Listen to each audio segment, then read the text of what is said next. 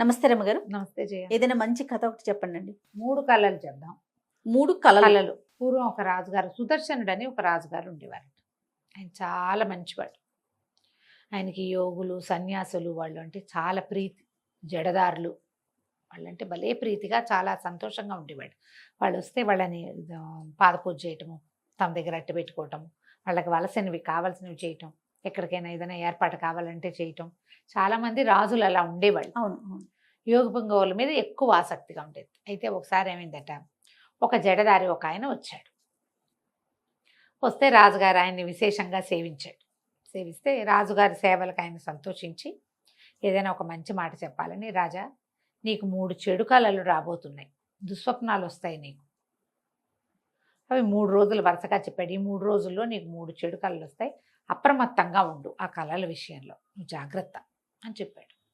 అయితే ఆ వెళ్ళిపోయిన తర్వాత ఆయన 2వ రోజు, 3వ రోజు, 4వ రోజు చెప్పాడు. ఈయన కంగారు పడ్డాడు. ఇలాంటి మహానుభావులు ఒట్టి మాటలు చెప్పరు. చెప్పిన మాట ఖచ్చితంగా నిజమైండు, నిజం అవుతుంది. ఎన్నోసార్లు చూసాం. ఎట్లా చెడు కళలు రాకుండా తప్పించుకోవాలి. మనకి దుస్వప్నం అంటే మనకే పిడకలంటే చచ్చే భయం. అవును, పిడకలు వస్తాయని భయపడతాం. బాత్రూమ్కి వెళ్ళి కాళ్ళు కొడుకోపోతే పిడకలు వస్తాయి అని కేకలేస్తాం పిల్లల్ని. భయం కదా. పైగా అదేంటి ఆ పూట నిద్ర చెడ్డం కాదు, ఆ భయం వెన్నాడుతూ ఉంటుంది, మనం వెంటాడుతూ ఉంటుంది అనమాట. అయితే ఈయన ప్రతి వాళ్ళు మంత్రులు అందరూ ఏం సలహా చెప్పారు. ఒక పెద్ద మంత్రి గారు ఉన్నారు, వృద్ధ మంత్రి. ఆయన ఏమన్నాడంటే, మీరు పగలల్లా పడుకోండి, రాత్రి కాస్త సంగీతము గాన భజానతో కాలక్షేపం చేస్తే నిద్ర పట్టకుండా ఉంటుంది, సరిపోతుంది. అప్పుడు కళ రాకుండా మనం అవాయిడ్ చేయొచ్చు ఓరి అని చెప్పాడు. చెబితే సరే రాజుగారు ఆ రోజు పగలల్లా బాగా నిద్రించి సుఖంగా పడుకుని బాగా సాయంకాలం దాకా రెస్ట్ తీసుకుని సాయంకాలం వీధుల్లోకి దిగాడు. రాత్రి ఆయన ఏదో సంగీతం కచేరి అది వింటున్నాడు, కానీ మధ్యలో ఇట్లా కునుకు పట్టేస్తుంది. మనం ఇట్లా కూర్చున్నప్పుడు కూడా కునుకు వచ్చేస్తుంది కదా, లోపల నుంచి నిద్ర తన్నుకొస్తుంటే. ఈ కునుకు పట్టిన క్షణంలో ఆయనకు ఒక కల వచ్చింది. బుసలు కొడుతున్న ఒక పాము తన మీదకి ఎగబడుతున్నట్టుగా. ఓకే. పాము ఎగబట్టం అంటే ఎలా ఉంటుంది? అసలు మామూలుగా పాముని ఊహించుకుంటేనే మనకు గుస్బంప్స్ వచ్చి జలదరింపుస్తుంది. అది పోతుండగా చూసినా భయం వేస్తుంది. అవును. అది ఎదురు తిరిగితే ఇంకేమైనా ఉంది, మీదకి దూకుతున్నట్టు వచ్చింది కళ. అడిలిపోయాడు ఈయన. సరే అయిపోయింది, వెలుగు వచ్చేసింది, గుర్తొచ్చేసింది, గుర్తొస్తోంది, భయం వేస్తోంది. సో 2వ రోజు కూడా ఇలాగే పగలు నిద్రపోయి రాత్రి చాలా చిన్న నిద్ర, ఆకాశం నుంచి పిడుగు పడుతున్నట్టు తన మీద. ఆ పిడుగు నుంచి తప్పించుకోవడానికి తను అటు ఇటు పరిగెడుతున్నట్టు, పిడుగు పడిపోతోంది, కనపడుతోంది. అయినా సరే పిడుగు తన వెంటే పడుతున్నట్టు కలొచ్చింది. ఏం చేయాలి? 3వ రోజు కూడా ఇలాగే చిన్న నిద్ర. ఈ చిన్న నిద్రలో ఆయనకి ఏం కల వచ్చిందంటే, ఎర్రగా రక్తవర్ణంలో ఉన్న నీళ్లు, రక్తమేనేమో అది, తనందులో మునిగిపోతున్నట్టు. నెత్తుట్లో మునిగిపోతుంది. ఆ కూతురు మణిమేఖల యువరాణి, ఆ అమ్మాయి చేతులు పుచ్చుకొని తనని బయటికి లాగుతున్నట్టు కల వచ్చింది.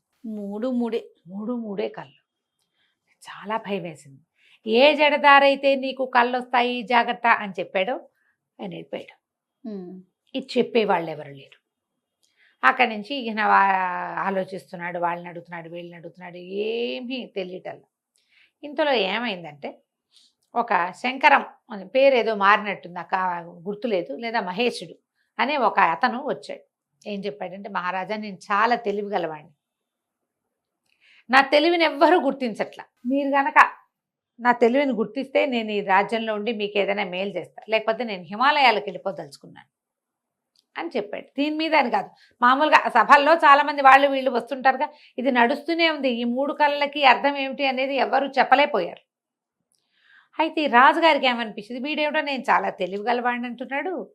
సరే నాయన ఓ పని చెయ్యి, ఈ నాకు 3 కళలు వచ్చాయి, ఈ 3 కళలకి అర్థం ఏమిటో చెప్పు అని చెప్పి సరే కూర్చోబెట్టి మొదటి కళ చెప్పాడు. మొదటి కళ ఏమొచ్చింది, పాము తన మీదకి ఇట్లా వస్తున్నట్టు, బుసకొట్టి మీదకి వచ్చేస్తున్నట్టు.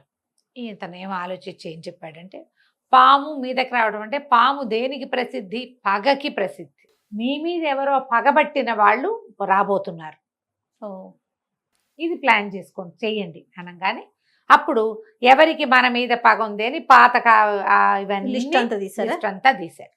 తీస్తే ఆ రోజుల్లో భైరవుడు అనేటువంటి ఒక గజదొంగ ఉన్నాడు. వాడిని మొత్తం గుంపునంతా పట్టేశారు. వాడిని చాలా కట్టడి చేశారు.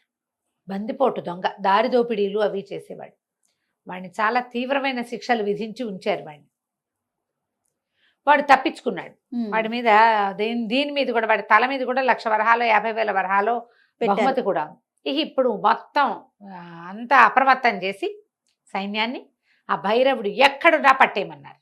ఆ భైరవుడి కోసం ఎంతో ప్రయత్నం చేసి చివరికి ఆ భైరవుడిని, వాడి ముఠాని మొత్తాన్ని పట్టేశారు. అంతా దొంగతనాలకి ఏర్పాటు చేసుకుని ఉన్నాడు వాడు. అయితే ఆ భైరవుడిని తీసుకొచ్చి విచారించినప్పుడు వీళ్ళకి ఏం తెలిసింది రాజుగారికి, ఆ భైరవుడు తను ఏ రోజైతే పథకం వేశాడో దారి దోపిడీకి, ఊరంతా ఒకేసారి అన్ని చోట్ల అన్ని బ్యాంకుల్లోనూ దొంగతనాలు చేయటాలు అలాంటి ప్లాన్లు చేస్తారు కదా, అలాంటి ప్లాన్ ప్రకారం చేసేటప్పుడు రాజుగారికి అంతఃపురంలోకి ఒక పాముని పంపడానికి ప్లాన్ చేసుకున్నారు. అన్ని ఏర్పాటైనాయి. పాము కూడా సిద్ధంగా ఉంది. ఏ రోజైతే వాళ్ళు ముహూర్తం పెట్టుకుంటారో ఆ రోజు రాజుగారి అంతఃపురంలోకి పాము వస్తుంది. ఆయన మీదకి పాము రావటం ఏంటి, వీళ్ళంతా ఏమవుతారు, అంతఃపురంలో ఈ సైనికులు గీనికులు అంతా ఈ పాము వ్యవహారంలో ఇందులో పడిపోతారు. వాళ్ళకి ఊరి మీద దృష్టి ఉండదు. ఈ లోపల ఊళ్ళ మీద వీళ్ళు అన్ని పక్కల దోపిడీలు చేసేస్తారనమాట. ఆశ్చర్యపోయారు. ఇదే ఆ కళ. ఒకవేళ ఇది మనం తెలుసుకోకపోతే ఇంకొక వారం 10 రోజుల్లో ఆ పాము వచ్చేసేది లోపలికి. అంతఃపురంలో మంచం మీదకి పాముని ఎక్కిస్తే అది కాటేయకుండా ఉంటుందా? పెద్ద ప్రమాదం తప్పింది. అక్కడి నుంచి భైరవుడిని అరెస్ట్ చేశారు. వాడి ఫ్రెండ్స్ అందరినీ తలా ఒక జైల్లోని పారేశారు. అందరినీ ఓ చోట ఉంచితే ప్లాన్లు వేస్తారని వేరే చోటకి పంపించేశారు. అక్కడి నుంచి రాజుగారు నువ్వు నా మొదటి కళని బాగా ఇంటర్ప్రిట్ చేశావు, రెండో కళ సంగతి చెప్పమన్నాడు. ఏమిటి రెండో కళ? పిడుగు పడుతున్నట్టు. అయితే ఇతను ఏమన్నాడంటే, అకస్మాత్తుగా జరిగిపోతుంది అనమాట. పిడుగు ఎట్టా పడుతుంది, అదటా మనం చూస్తుంటే ఇటా పడుతుంది, పడదు, ఢామని పడిపోతుంది, ఉరుముతుంది. అవును, ఉరుము వెంబటే పిడుగు. సడన్ గా మెరుపు, పిడుగు. మెరుపులు కూడా ఎట్టా వస్తాయి, ఉన్నట్టుండి కదా వచ్చేది. అకస్మాత్తుగా ఏదో జరగబోతోంది మన మీద. అకస్మాత్తుగా రాజ్యాల మీద, రాజు మీద ఏం జరగచ్చు, ఎవరైనా పరాయి రాజు మన మీదకి రావచ్చు, యుద్ధం, దీనికోసం వెతకండి అన్నాడు. అనేసరికల్లా ఇతను ఏం చేశాడు, సరే గూఢచారి వ్యవస్థ అందరినీ ప్రశ్నించాడు. ఎక్కడి నుంచి అయినా మనకి ఏదైనా థ్రెట్ ఉందా, అభిజ్ఞ వర్గాల భోగట్ట అలాంటివి ఏదో అంటారు కదా, ఏదో అంటారు దాన్ని. ఇప్పుడు మనకి సినిమాల్లో బాగా వినపడుతూ ఉంటాయి. మనకి థ్రెట్ ఉంది అనేది తెలుస్తూ ఉంటుంది. ఇంటెలిజెన్స్ రిపోర్ట్ల ప్రకారం చూస్తే కోసల రాజ్యం, వీళ్ళ రాజ్యానికి పక్కనున్న రాజుగారు, నిజానికి ఇది చిన్న రాజ్యం, అది చాలా పెద్దది, వాళ్ళు తెంచుకుని వీళ్ళ మీద పడబోతున్నారు. తెలిసిపోయింది ఇది రాబోతోంది. ఇది ఎట్లా తెలిసింది, వాళ్ళు చాలా సింపుల్గా ప్రయత్నాలు చేసుకుంటున్నారు. ఎక్కడికి వెళ్తున్నారో కూడా సైనికులు కూడా తెలియకుండా ఉంచారు. లోపలి గుట్టు తెలుసుకున్న ఇంటెలిజెన్స్ వర్గాల వల్ల వీళ్ళకి ఏమర్థమైంది, వాళ్ళు ఏదో ఒక రోజు వచ్చి పడిపోతారు మన మీద, ఒక్క రోజులో తమని జయించేయగలరు. ఇప్పుడు వీళ్ళు సైన్యాన్ని సమాయత్తం చేసుకోవటం మొదలుపెట్టారు. రాజుగారు ఇది కూడా సరిగ్గా చెప్పావు, మూడో కళ ఏంటో చెప్పు. మూడో కళకి బాగా ఆలోచించాడు. రక్తంలో నెత్తుట్లో మునిగిపోతున్నట్టు, ఆ మునిగిపోతుంటే కూతురు వచ్చి చేతులు బుచ్చుకు లాగుతున్నట్టు, నెత్తురు ఇది వరద. అక్కడి నుంచి ఆయన అన్నాడు, బాగా ఆలోచించి, ప్రభు మీరు సరిగ్గా ఆలోచిద్దాం దీని మీద. మీరు ఇప్పుడు యుద్ధం జరగాలి, వాళ్ళు వచ్చి పడతారు, వాళ్ళదేమో 1,00,000 మంది సైనికులు ఉన్నారు, మనకు ఒక 30,000 మంది ఉన్నారు, మనం ఓడిపోవటం ఖాయం. మన వాళ్ళలో 90% చచ్చిపోతారు, అంతా నెత్తుటి వరదే, ఆ వరదలో మునిగిపోబోతున్నారు మీరు. కళ ప్రకారం ఏమిటి, యువరాణి వచ్చి చేతులు బుచ్చుకు లాగుతున్నట్టు. ఇప్పుడు కూడా యువరాణి వచ్చి మనని రక్షించగలరు. ఎలాగా? యువరాణి మహాద్భుత సౌందర్యవతి, 16 సంవత్సరాలు, ఇంకా వివాహం కాల.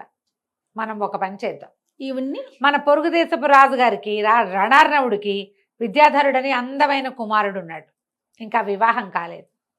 మణిమేఖల అమ్మాయిని వాళ్ళకి ఇద్దాం. అమ్మాయి ఇచ్చి రక్షిస్తోంది కల్లో మిమ్మల్ని. ఇప్పుడు కూడా మనం అమ్మాయిని వాళ్ళకి ఆఫర్ చేశామనుకోండి, రాజ్యం ఎలాగో మనకు ఒకతే పిల్ల, మన రాజ్యం వాళ్ళదే అవుతుంది, నెత్తురు తప్పిపోతుంది. ఈ నెత్తుటేట్లో నుంచి మిమ్మల్ని అమ్మాయి రక్షించిన కళకి అర్థం ఇది. ఇలా చేద్దాం అనగానే ఈయన వెంటనే పక్కన నా కోసల రాజ్యాన్ని రణార్ణవుడు ఆయనకు ఉత్తరం రాశాడు. మన నా కుమార్తె ఫలానా అద్భుత సౌందర్యవతి, ఇదిగోండి ఫోటో, మా పిల్లని పెళ్లి చేసుకోండి మీ అబ్బాయికి ఇచ్చేది. ఆ ఫోటో వెళ్ళేసరికి అలా చిత్తరువులు పుచ్చుకుని వాళ్ళు ఊరికే ఒకటి రాడు, బోళ్ళంత మంది వస్తారు, చాలామంది వస్తారు. ఈ ఫలానా రాజ్యం నుంచి, చిన్న రాజ్యం కదా ఇది, ఈ చిన్న రాజ్యం నుంచి ఏమిటో వచ్చినాయనగానే ఆ ఫోటోలు చూడడానికి అందరూ తయారయ్యారు. పటాలు చూసేసరికి అబ్బో ఎంత బాగుంది అమ్మాయి, ఎంత బాగుంది, యువరాజు పక్కన ఎంతో బాగుంటుంది అన్నారు. యువరాజు కూడా ఆ పిల్లని చూసి కాస్త ప్రేమలో ఆకర్షణలో పడ్డాడు. ఇప్పటిదాకా రాజుగారికి ఏమనుంది, రణార్ణవుడికి ఈ రాజ్యాన్ని జయించాలని ఉంది. ఇప్పుడు జయించడం మనం ఎందుకు, శ్రమ అనవసరంగా, వాళ్ళే వస్తారు, వాళ్లే పిల్లనిస్తారు, రేపొద్దున వాళ్లే ఆ రాజ్యాన్ని అల్లుడికిచ్చి కట్టబెడతారు. ఎంతో బాగుంది అనుకుని పెళ్లి చేసేసుకున్నారు. ఈ వివాహం అయిన తర్వాత ఈ మహేశుడిని రాజుగారు తనకి సలహాదారుగా పెట్టుకున్నారు తన పక్కన. కళలని తెలివిగా ఇంటర్ప్రిట్ చేసిన వాడు ఏ సమస్యనైనా ఇలాగే చక్కగా తేట తెల్లని చేసి చెప్పగలడు. కాబట్టి ఇంత తెలివైన వాడి, నువ్వు హిమాలయాలకి వాటికి వెళ్ళిపోతూ నీ తెలివిని మేము ఒప్పుకుంటున్నాను నాయన. జడదారు వచ్చి చెప్పినటువంటి 3 సమస్యలు రాబోతున్నాయి అన్న 3టికి నువ్వు చక్కటి సమాధానాలు చెప్పావని తన దగ్గరే ఉంచుకున్నాడు. కథ కంచికి మనం ఇంటికి. నమస్తే. నమస్తే జయ. సుమన్ టీవీలో మీ పర్సనల్ అండ్ బిజినెస్ ప్రమోషన్స్ కోసం కింది నెంబర్కి కాంటాక్ట్ చేయండి.